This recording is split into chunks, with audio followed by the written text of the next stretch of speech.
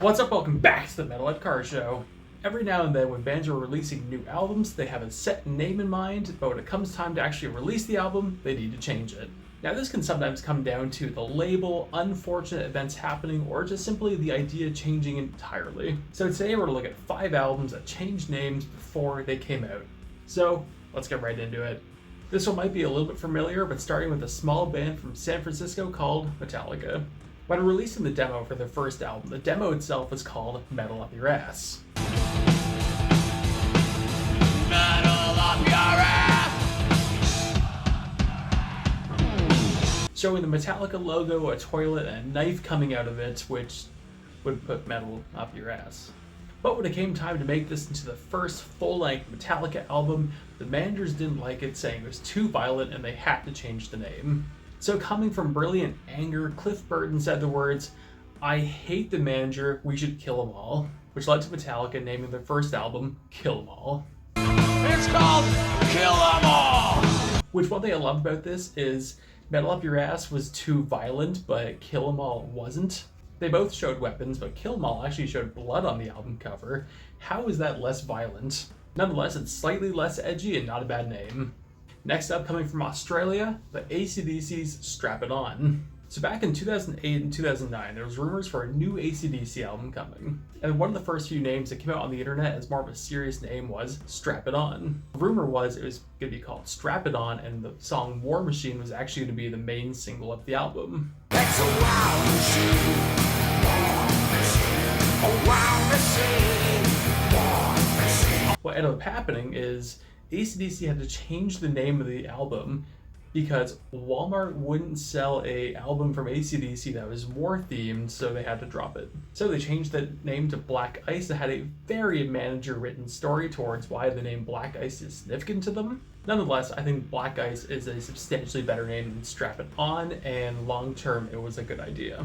Next up, and not a band we've actually mentioned on Metalhead Car Show before, but Jimmy Eat World Bleed American.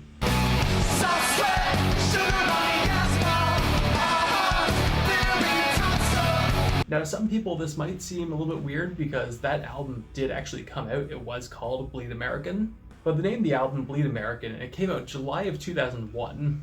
But a few months after that, the attacks of September 11th happened, so they decided to change the name from Bleed American to Jimmy Eat World, along with changing the name of the title track, Bleed American, to Salt Sweat.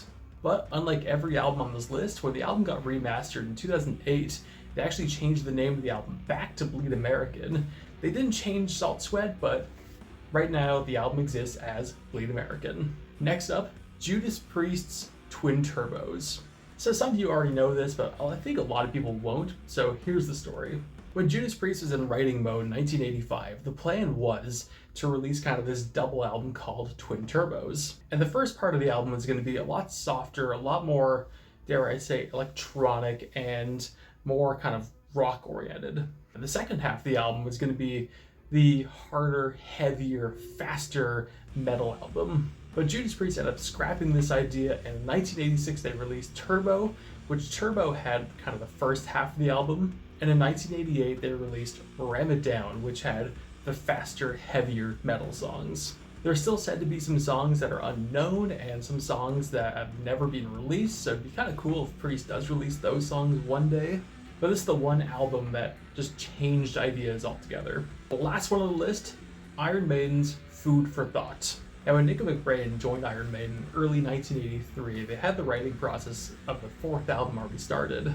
And the working title of this album was Food for Thought. The idea of lobotomizing Eddie and ripping his brain out on stage was kind of appealing to them at the time. And they even had a photo of all of them around a dinner table with a brain right in the middle. Now they ended up scrapping this idea, and they ended up using a lyric in Still Life that was a peace of mind.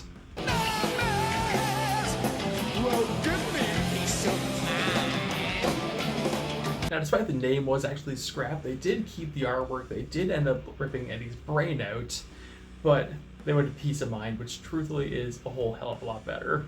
But one more thing with Peace of Mind, the closing song of Peace of Mind was actually originally going to be called Dune. But the original writer of Dune is not a fan of rock or metal and did not give Iron Maiden permission to actually use Dune, so they called it To Tame a Land.